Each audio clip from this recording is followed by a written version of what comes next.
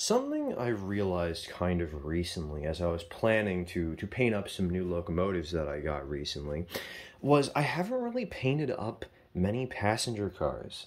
I've basically only done three. We have the old Halloween car, we have the shorty coach that I did for Snickerdoodle, and we have the single combine that I painted up back when I first started doing W&30. And I understand why I haven't painted coaches much, because I really care more about freight. I care more about painting up things that are operational. I care about painting up engines. I care about painting up freight cars so that they're in line. And so we have more operational intrigue. In a passenger train, you know, you only really need one car to represent the entirety of a passenger operation. Beyond one car, you're really just being flashy. But did I paint up this car with this pretty golden green paint job to be anything other than flashy? No. And so recently, I was planning for last week. I streamed 6 days out of 8 days total last week, from Sunday to Sunday. And the last stream was going to be me painting trains, and I was planning what I wanted to paint. And I realized this is a perfect excuse to do a couple more coaches. And so we're going to be talking about the coaches that we painted on stream. Now, we didn't paint all of them on stream, but that doesn't really matter, because if you're watching this video, you're getting a synopsis anyways. And so whether or not it was on stream, I mean, if you're nitpicky and you were at the stream and you want to correct me, now you can't. Haha. I already corrected myself.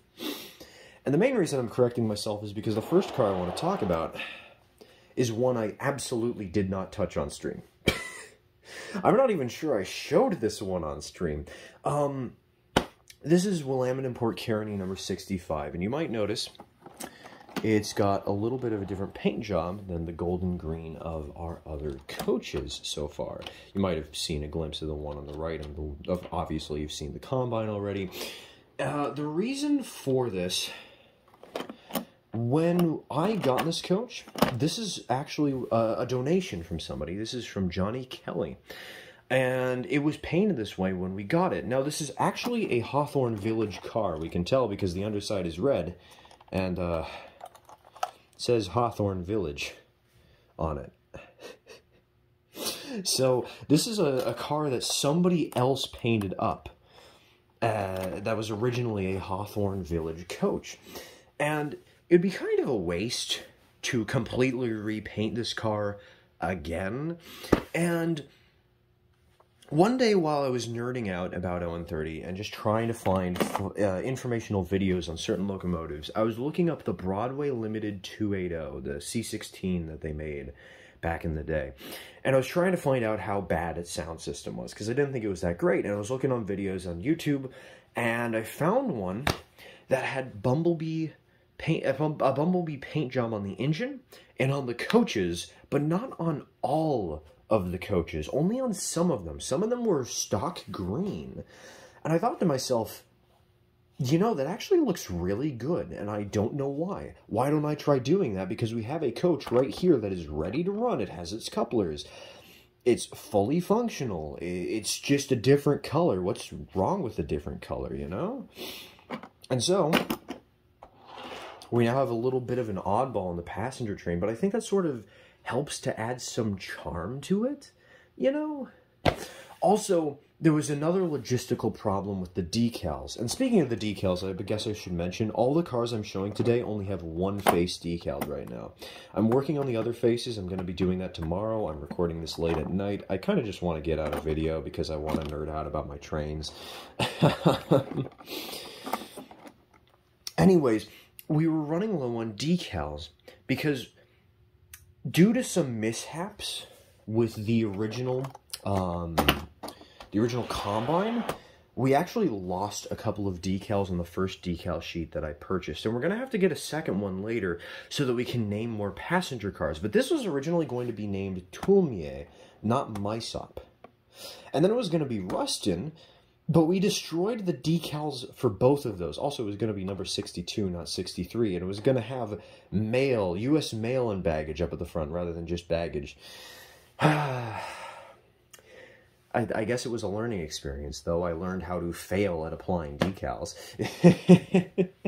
But what this meant was the names. I only got enough names for 5 cars, and I destroyed the names for 2 of them, right? Well, we have 3 cars here today, and we've used 1 decal, and that means that there's only 2 decals left to put on the remaining 3 cars. And I thought, well, let's just say that number 65 here was in a wreck. It was rebuilt, it was repainted, and they did not rename it. Easy way to skirt around this little issue with the decal sheet that we have. And so that's the Willamette and Port Carney lore, I guess. Also, this is actually an observation car. It's one of the Bachmann stupid ones that are basically just threw windows on the back and said, hey, it's an observation car. Originally, I was kind of annoyed by this, and I wasn't planning on using this car because of those windows, but I actually kind of like them. I feel like they add a little personality to the coach. And it helps to add consistency because of the next car I want to talk about. And the next car is actually probably one of the most interesting cars we have. Okay, that's not true. The last car I want to talk about is the most interesting, but we'll get to that one in a bit. The next coach is Super Mario 64 Willamette. This one we only painted half of on stream. And the reason I want to talk about this car in sort of great depth is because this is actually the first car I ever started painting with the help of my father.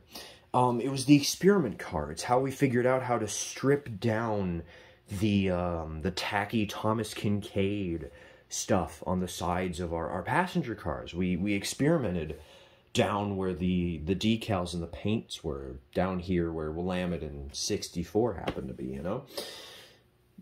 And the reason I bring this up is because I originally used an observation car because I thought I was never going to want to use one, so we would just completely trash this car and then never use it again, you know? But a couple of factors led to me wanting to use this car again.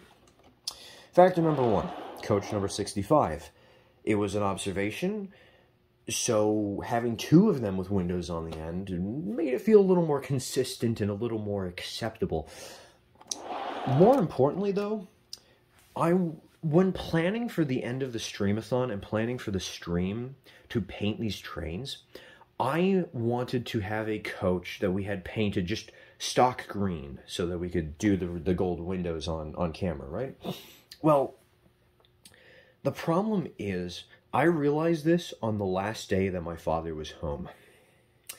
And I can't work the airbrush on my own. I need his help to do it. And so I was frantically looking around for, sorry, no, I wasn't frantically looking around. Originally I was thinking, okay, I'll go strip a car. The problem is stripping a car takes time, and we were running out of time. It was getting later into the night, and I did not have the time to actually strip down a car. And so I'm frantically looking around for anything we can use to repaint, and I'm finding blanks. Either the cars are already repainted or they haven't been stripped down properly. Except for this one. Because we had stripped it down as the experiment car, it was the only shell that was ready to go for when I asked my dad to help me with spray painting this car. And so, yeah, we now have an observation car that we've sort of just converted into a standard coach. We took off the observation railings. We took one off of this car too, by the way. While we didn't repaint much, I did have to repaint the bottom of the handrails there. I had to paint it black because originally it was gray because we got it off of a donor car, a different donor car. That's a whole nother fun story. And then on this car, we just stole the entire underframe and the handbrakes off of a completely different car anyways. yeah, I've had a change of heart, I guess. Partially because, hey, there's a little bit of consistency now that both these cars are in the fleet. And I was in a little bit of a crunch for time. And, well, this was a very quick and dirty solution that worked out really well. The last car, and the most exciting of the three to talk about today, is the excursion car. Oh god, it's derailed. There we go.